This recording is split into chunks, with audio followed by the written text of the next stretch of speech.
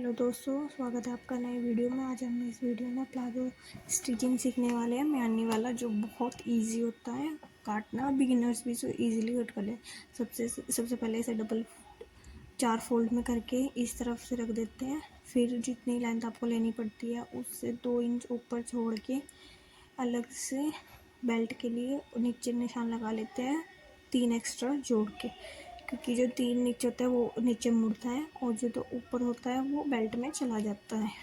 इसलिए इन दोनों को स्ट्रेट कर लेते हैं।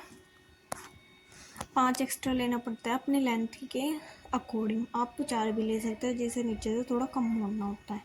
इसके बाद हम बीच में से निशान लगाते हैं हिप का जितना होता है उतना लगा के 1 इंच एक्स्ट्रा लगा के इस तरह से निशान लगा लेते हैं। वैसे 4 भाग करके हिप के, ये 4 फोल्ड में है ना, इस वजह से। तो ऐसे निशान लगा के जिसकी जितनी ये होती है, आप किसी के नापे में से नाप लियो, अगर कोई हो उससे 2 इंच एक्स्ट्रा लेके, क्योंकि बेल्ट का अंदर का मुड़ता है उससे एक्स्ट्रा। ये हम बना रहे हैं मैने वाला, तो इसमें अलग कटिंग होगी। इसमें ऐसे शेप नहीं आएगी गोल वाली, ये सीधी कटती है मैंने जब भी जुड़ती है।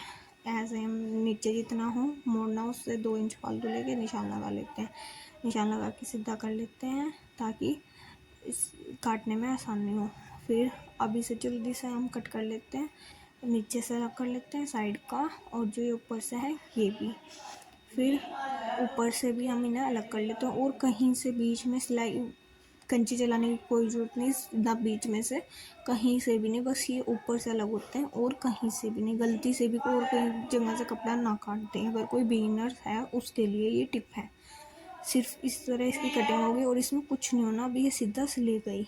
अब सबसे पहले हम 2 म्यानी निकाल लेते हैं जो इन बीच में जुड़ेगी, जो कि इन पीस में से आराम से निकल जाएगी। जिस तरह आप वीडियो में देख लो सेम इसी तरह काट लेना। आपको जितने इंच की चाहिए, 6 की 5 की, उतनी अपने अकॉर्डिंग।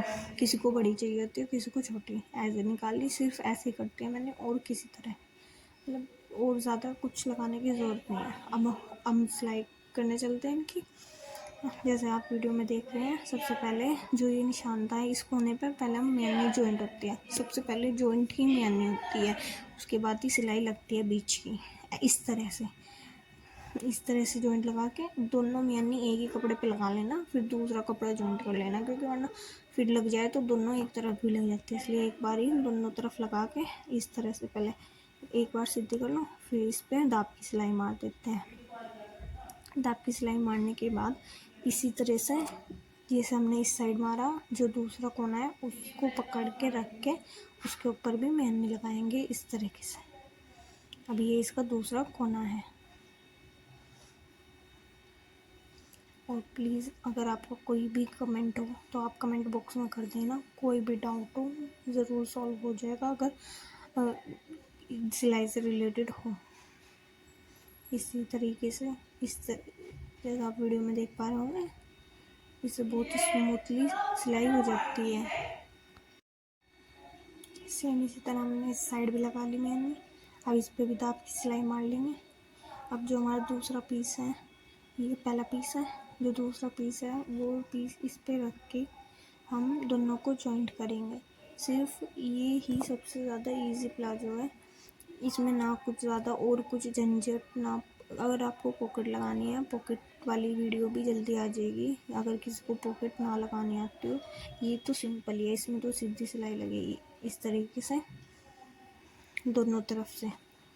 ये एक तरफ लगेगी, पहले इस पे दाब की सिलाई लगेगी। ये भी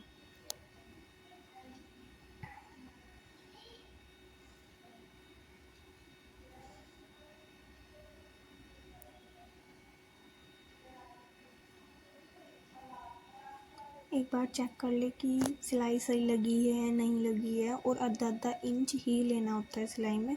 ज़्यादा कम होता है तो वो खींचने की वजह से पहनने में निकल भी जाता है, इसलिए आधा इंच बेटर है।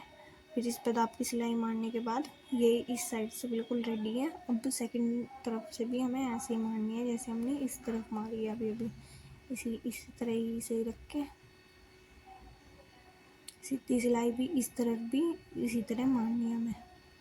और इसके साथ साथ आप अपनी इलास्टिक भी तैयार रखिए, क्योंकि इसके बाद ऊपर की इलास्टिक डलती है सीधा, और फिर नीचे से मुड़ के बीच की सिलाई लग के प्लाज़ो बहुत आराम से तैयार हो जाता है। बिगिनर्स बहुत इजीली कर सकते हैं। अगर किसी को कोई भी दिक्कत हो आप कमेंट बॉक्स में डाउट लिख देना, आपका जवाब ज़रूर मिलेगा। कुछ भी हो, कुछ भी चीज़ से रिलेटेड हो, इसमें कुछ भी समझ में ना आया हो, कौन सी जॉइंट कहाँ लगनी है, तो आप कमेंट बॉक्स में कमेंट कर देना।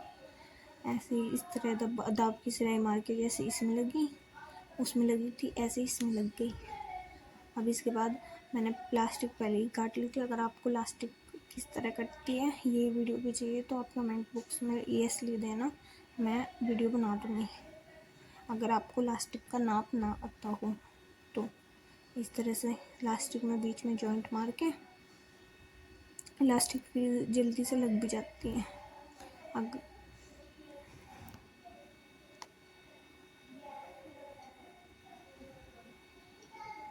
इस तरह से इजीली लग जाती है इलास्टिक।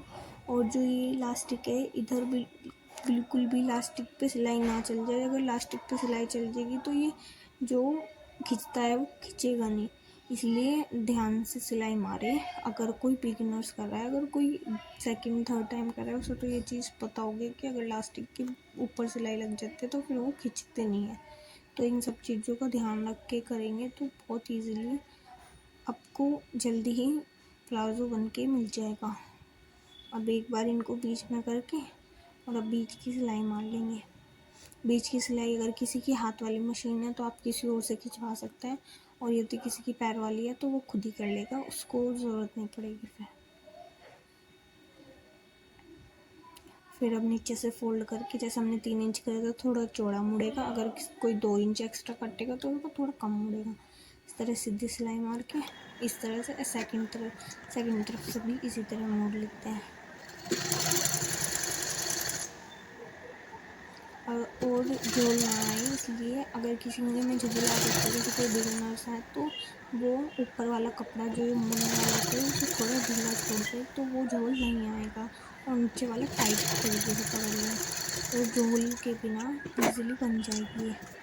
बस जो जिसका नाप हो उस तरह से बीच में सिलाई मार के। और एक टिप और, अगर आपका पैंट या लोअर ऊपर को खिंचता है तो इस तरह सिलाई मारेगी। एक तो इस तरह से मारी, इसको पूरा खींच के परे तक ले जाना होता है, और इसको पलट के यहाँ पे बीच में रोक के पलट के दोबारा करना होता है। Thanks for watching. एक लाइक और सब्सक्राइब करते जाना।